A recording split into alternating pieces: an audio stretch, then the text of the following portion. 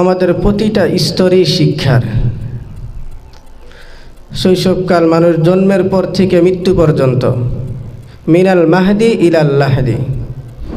বড়রা একটা কথা বলেন যে মানুষের শিক্ষা হইল মিনাল মাহদি ইলাল লাহদি। দোলনা থেকে নিয়ে মৃত্যু পর্যন্ত মানুষের শিক্ষার সময়। শিক্ষার কোনো বয়স নেই, বাংলায় যেটাকে বলা হয়। তা আমরা প্রত্যেকেই শিক্ষার জন্য আসছি।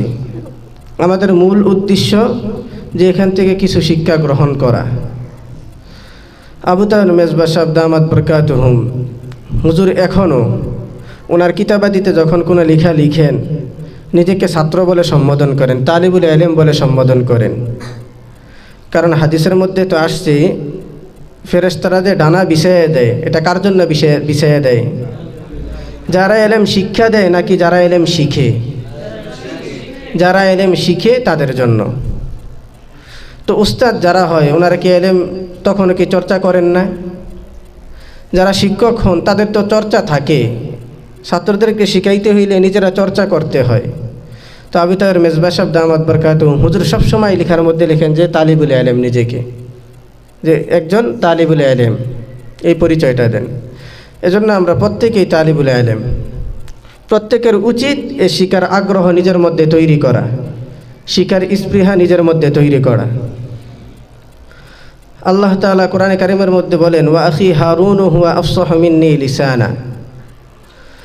যখন হযরত মূসা আলাইহিস সালাতু ওয়াস সালামকে বলছিলেন, মূসা যাও গিয়ে ফেরাউনকে একটু উপদেশ দাও, আমার কথা গিয়ে বলো, দ্বীনের কথা গিয়ে বলো।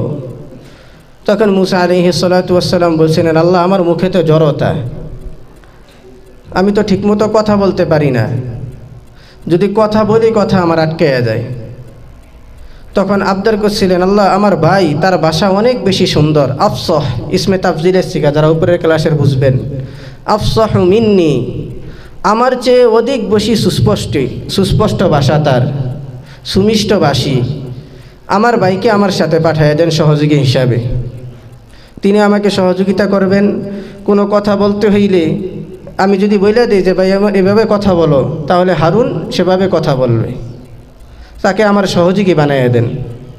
তো আল্লাহ তাআলা মূসা আলাইহিস সালাতু ওয়াস সালামের এই দোয়ার বদৌলতে হারুন আলাইহিস সালাতু ওয়াস সালামকে নবী হিসাবে ওনার সঙ্গী রূপে পাঠাইছেন। তো দেখেন ওনার গুণ ছিল কোনটা? ওনার ভাষা ছিল স্পষ্ট। এ কারণে উনি দোয়া করছেন, আল্লাহ সাথে সাথে কবুল করে নিছেন। তাহলে ভাষার কি আছে? একটা আসর আছে, প্রভাব আছে। ওয়া আতাইনাহুল হিকমাতা ওয়া ফাসলাল খিতাব। হযরত দাউদ আলাইহিস সালাতু ওয়াস সালামকে আল্লাহ পাক দুইটা গুণ দান করেছিলেন। এক নাম্বার হিকমা, কখন কিভাবে কথা বলতে হয়, কোন পর্যায়ে কিভাবে কথা বলা লাগে, কার সাথে কিভাবে চলাফেরা করা লাগবে, দ্বীনি বিষয়ে কখন আলোচনা করতে হবে, কখন এড়িয়ে চলতে হবে, এই হিকমত আল্লাহ দান করছিলেন। আরেকটা গুণ ছিল ওয়া ফাসলাল খিতাব, আল্লাহ তাকে স্পষ্ট ভাষী হিসাবে স্পষ্ট ভাষা দান করছিলেন। ওনাকে বলা হয় খতিবুল উম্মাহ। ওই সময়ে, বর্তমান সময়ে ওনার এই উপাধিটা রয়েছে, খতিবুল আইম্মা, খতিবুল আম্বিয়া, আম্বিয়াদের খতিব উপাধি উনি পাইছেন। কারণ ওনার কথা ছিল খুব সুস্পষ্ট, অনেক সুন্দর। ভাষার অনেক প্রভাব আছে। নবী করিম সাল্লাল্লাহু আলাইহি ওয়াসাল্লাম একটা হাদিস বলছেন, ইন্না মিনাল বায়ানি লাসিহরা। একদিন নবীজি মসজিদে নববীতে বসা, তো এমন সময় দেখতেছেন আশেপাশে অনেক মানুষের ভিড়। দেখবেন ওই যে অনেক সময় সাপুরে আসে না, সাপ খেলা দেখায়, যখন উনি মাঝখানে থাকেন চতুর্পাশে কি হয়ে যায়? মানুষ একত্রিত হয়ে যায়। বানর খেলা দেখায়, চতুর্পাশে মানুষ একত্রিত হয়ে যায়। তো নবী করিম সাল্লাল্লাহু আলাইহি ওয়াসাল্লাম তো বসা, তো দেখতেছেন মানুষের কিছু ভিড়, তো ওখান থেকে কিছু আওয়াজ আসতেছে। মানুষ চুপ করে একবারে নীরবতা অবলম্বন করছে, এত সুন্দরভাবে বসা, কারো কোনো নড়াচড়া নাই। তো নবী করিম সাল্লাল্লাহু আলাইহি ওয়াসাল্লাম এটা খেয়াল করে তো একটু মসজিদের কিনারায় গেছেন যে কি বলে শোনার জন্য। পরে যখন গেছেন, যাওয়ার পরে দেখতেছেন এক ব্যক্তি এত সুন্দর বক্তব্য দিতেছে, তার বক্তব্য শুনে সব মানুষ চুপ।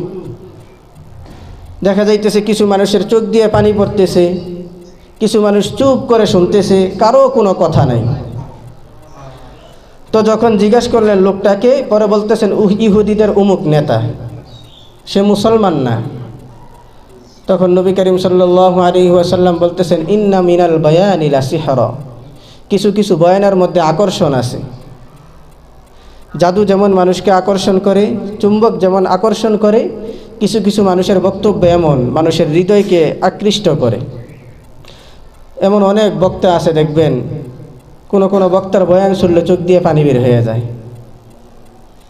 ইলমি যোগ্যতা হয়তো এত বেশি নাই, কিন্তু তার কথা বলার যোগ্যতা, ভাষার দক্ষতা, এই সব কিছুর কারণে মানুষ আকৃষ্ট হয়। তো এত সুন্দর একটা পরিবেশে আসছেন, আসলে আমরা প্রত্যেকেই শিকার জন্য আসছি। যদি চান যে ভবিষ্যতে আমার দ্বারা কিছু কাজ হোক, আমার দ্বারা দ্বীনের কিছু খেদমত হোক, আল্লাহ তাআলা এক একজনকে এক এক যোগ্যতা দান করেন। কাউকে লিখনির যোগ্যতা দান করেন, কাউকে বক্তৃতার যোগ্যতা দান করেন, কাউকে কথা বলার যোগ্যতা দান করেন, এক একজনকে এক এক জিনিস দান করেন। অনেক বড় বড় উলামায়ে কেরাম আছেন যারা ইলমি গভীরতা অনেক বেশি, কিন্তু কথা বলতে পারেন না। আমাদের দরসি নিজামের অনেক সরাসরি হাতের লেখক মাওলানা আব্দুল হাফিজ সাহেব দামাত বরকাতুহু, আশরাফুল ফাত্তাহ, ওই দিন সরহেবেকায় ছাত্রদেরকে দেখাইছিলাম, এটার লেখক যিনি, তো ওনার বাবা আব্দুর রউফ সাহেব দামাত বরকাতুহুম লালবাগ মাদ্রাসার শাইখুল হাদিস, আমাদের রব্বানিয়া গিয়েছিলেন। তো হুজুর মানে বয়ান যখন ওখানে বয়ান করতে দেন নাই মানে হুজুরকে অনেক আবেদন করছিলেন যেন একটু কথা বলেন, হুজুর কথা বলেন নাই। মানে সব কিছু করেন, শুনছি হুজুরের ব্যাপারে, কথা বলবে যে মানুষের সামনে, এই সাহস নাকি হুজুরের, নাকি বুক কাঁপে কথা বলতে গেলে। অথচ শাইখুল হাদিস লালবাগ মাদ্রাসার। তো দেখেন ইলমি যোগ্যতা কি কম, কথা বলার যোগ্যতা অর্জন করতে হয়, অনেক কিছু অর্জন করা লাগে, সব কিছু জন্মগতভাবে হয় না। কিছু মানুষকে আল্লাহ তাআলা দিয়া দেন, কিন্তু কিছু মানুষ আছে তারা কষ্ট করে এই জিনিসগুলো উপার্জন করতে হয়, অর্জন করতে হয়। তো এখানে এত সুন্দর মজলিস, এটার যদি কদর করেন, মূল্যায়ন করেন, যে প্রত্যেক সপ্তাহে যখন 11:30 বাজে সবক শেষ হয়, উস্তাদগণ চাইলে তো প্রতিদিন সপ্তাহে যেমন 5 দিন দরস হয় 8:30 থেকে নিয়ে 1:45 পর্যন্ত, বৃহস্পতিবার চাইলেও পারতেন, ওনারা তো এটা করেন নাই। মাত্র আধা ঘন্টা করে সময় দিয়ে আরও 1 ঘন্টা বেশি সময় বাড়তি রাখছেন এই বক্তৃতার জন্য, যেন এটা সবকের একটা অংশ হিসাবে রাখা হয়েছে। এটার যদি গুরুত্ব দিতে পারেন তাইলে দেখবেন ইনশাআল্লাহ ভবিষ্যতে, এখন বুঝবেন না, এখন হয়তো বুঝে আসবে না, ধীরে ধীরে দেখবেন এক সময় অনেক কিছু অর্জন হয়ে গেছে। আল ইয়াউমা শাইউন ওয়া গাদাম মিসলুহু মিন নুখাবিল ইলমিল্লাতি তুলতাকাতু। আল ইয়াউমা শাইউন, আজকে একটা জিনিস শিখলেন, ওয়া গাদাম মিসলুহু, আগামীকাল আবার তার মতো আরেকটা জিনিস শিখলেন। এভাবে একদিন শিখতে শিখতে শিখতে শিখতে দেখবেন মিন নুখাবিল ইলমিল্লাতি তুলতাকাতু, এলেমের একটা ভান্ডার আপনার অন্তরের মধ্যে জমা হয়ে গেছে।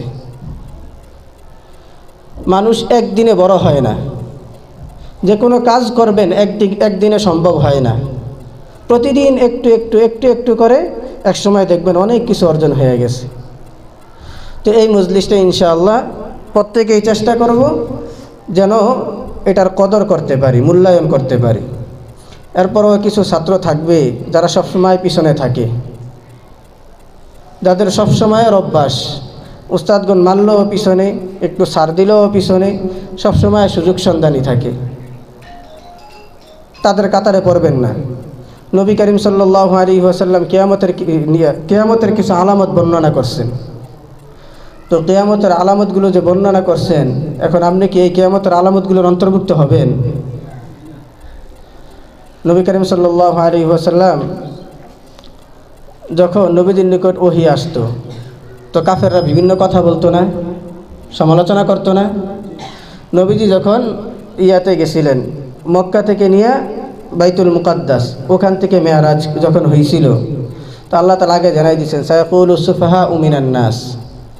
ওই যে নবীজির কেবলা যখন পরিবর্তন হয়েছে, তো কেবলা পরিবর্তন হইবে, আল্লাহ তাআলা তো জানেন কাফেররা সমালোচনা করবে, আল্লাহ আগে জানাই দিয়েছেন সায়াকুলুস সুফাহা মিনান নাস, হে নবী দেখবেন কিছু নির্বোধ লোক আছে, এই যে আমি পরিবর্তন করে দিলাম কেবলা, তারা কিন্তু বলবে মা ওয়াল্লাহু আন কিবলাতিহিমুল্লাতী কানু আলাইহা, তারা সমালোচনা করবে